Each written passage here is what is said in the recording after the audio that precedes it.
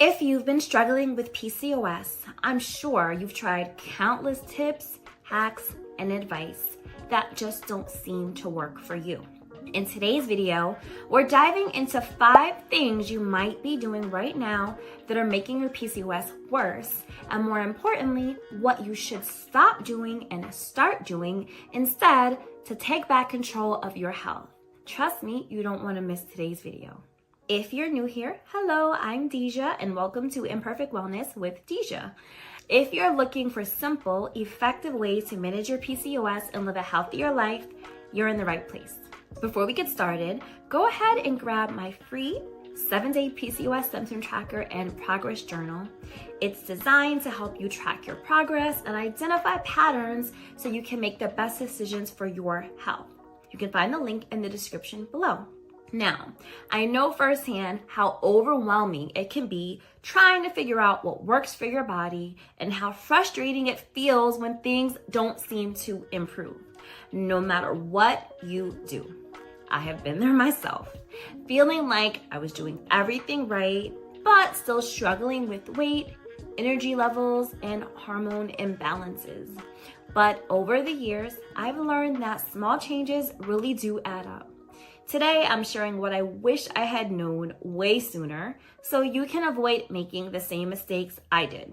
The first thing you might be doing that's making your PCOS worse is overloading your diet with highly processed foods. I know that highly processed foods can be quick and easy, but unfortunately, they can wreak havoc on blood sugar and insulin sensitivity, 2 key factors in managing PCOS.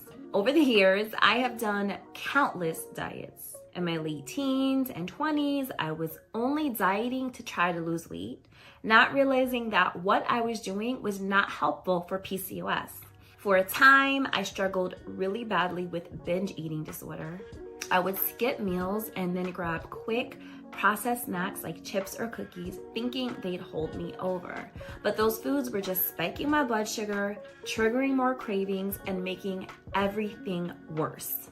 I used to solely focus on low-calorie foods. I was also a vegetarian for about 10 years, and during that time, my diet consisted mainly of starchy carbs, vegetables, and definitely not enough protein. Looking back, I realized that approach was not the best for managing my PCOS because I wasn't providing my body with the nutrients it really needed to function well. Studies show that high sugar, high fat processed foods can spike insulin levels and lead to inflammation, both of which can worsen PCOS symptoms. But the good news is you don't have to cut out all of your favorite foods. Start by swapping highly processed snacks and fast foods for whole, nutrient-dense options like veggies and lean proteins and healthy fats. These can help stabilize your blood sugar and reduce inflammation, making a huge difference in how you feel.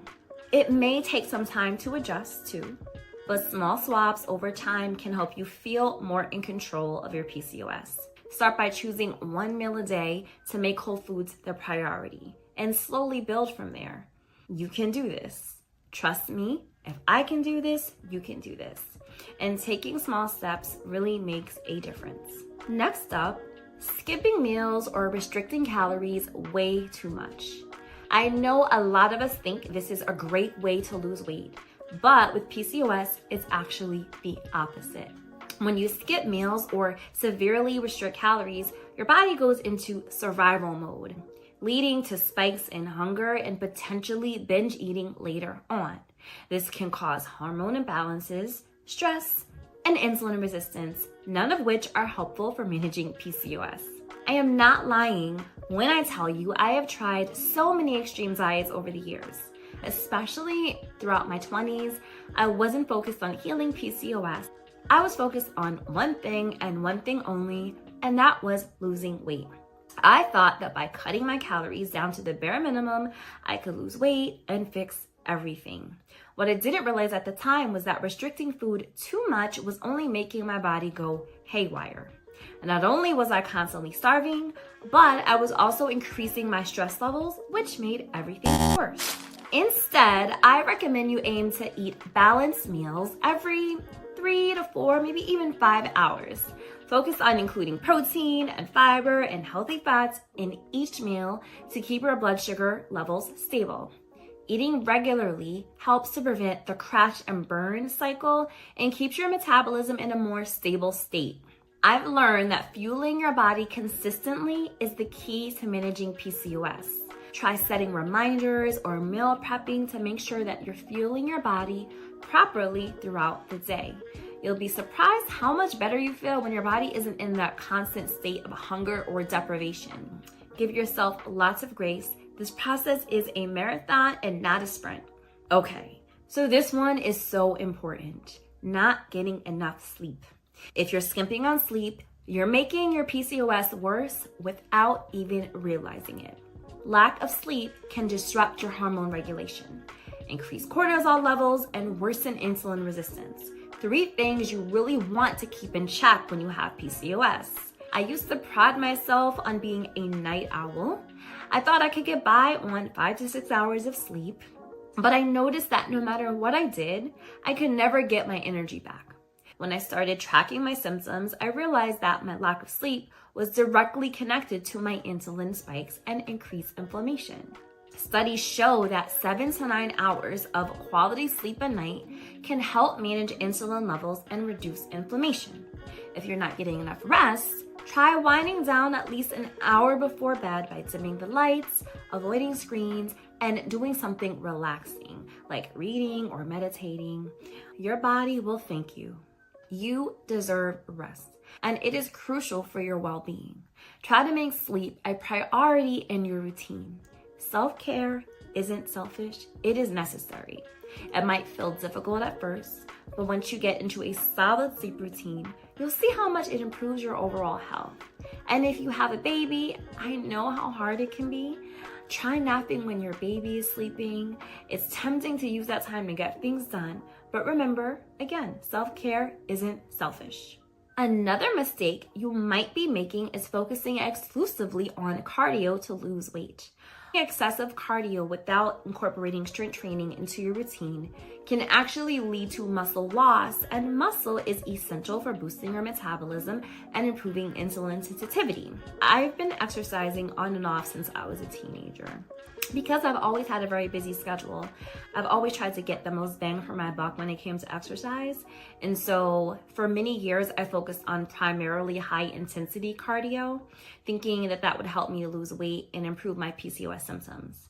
And I mean, honestly, this worked really well for me throughout my 20s, but as I entered my 30s, I wasn't seeing the changes I expected, and I was dealing with more fatigue, which made it really difficult to actually do the high intensity exercise, and so it just wasn't working for me.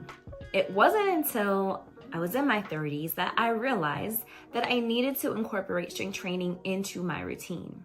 And once I added weightlifting to my workouts, everything changed. Building muscle helped me feel stronger, more energized, and it significantly improved my insulin sensitivity. What you should do is add strength training to your routine. Incorporating moderate to heavy lifting can help you build lean muscle, which supports your metabolism and can improve insulin sensitivity. I know lifting weights might sound intimidating at first, but I'm here to tell you it's one of the most effective ways to manage PCOS and improve your health, and it's not as hard as it sounds. Start small and gradually increase the weights as you feel stronger. You'll feel empowered and your body will respond positively in ways that cardio alone cannot deliver. Remember, it's all about balance. Lastly, ignoring your mental health can be one of the biggest barriers to managing PCOS. PCOS can be emotionally draining. From body image struggles to fertility concerns, it's easy to feel overwhelmed, but here's the truth. Stress and mental health issues can make your symptoms worse. I won't sugarcoat it. PCOS took a major toll on my mental health. I felt discouraged by how difficult it was for me to lose weight, how easily I gained weight, and also by the uncertainty of what the future would hold in terms of having children. But I eventually realized that the constant stress was only making things worse. Once I started prioritizing my mental health through things like journaling and therapy and just laughing more, I started to see real improvements in my symptoms. Personally, my faith and my spirituality play a huge role in my mental well-being. Prayer, meditating on God's word, and going to church are all essential parts of my routine. These practices bring me peace, help me manage stress, and remind me that I am not alone on this journey. I find strength in knowing that God is with me every step of the way, and that brings me so much comfort. In addition to my faith, I've also found breath work to be incredibly helpful for calming my mind and reducing stress. Taking just a few moments each day to focus on my breath and practice deep breathing exercises has made a significant difference in how I feel emotionally and physically.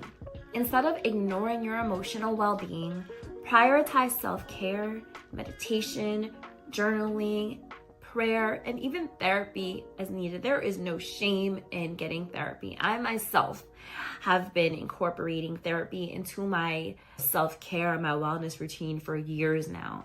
Taking care of your mental health can improve hormone balance, which can positively impact your physical health as well.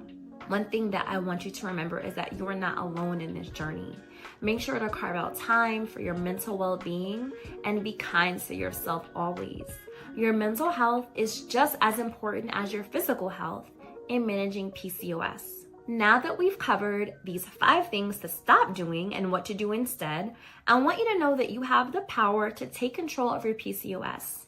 It's all about making small, sustainable changes and prioritizing yourself in the process. Start slow, be patient with yourself, and celebrate every little victory along the way. And don't forget to grab my free 7-day PCOS symptom tracker and progress journal in the description below. It's the perfect tool to help you track your symptoms and stay motivated as you make these changes. And if you found this video helpful, you're going to love this one too. Thanks for watching, and I'll see you in the next video.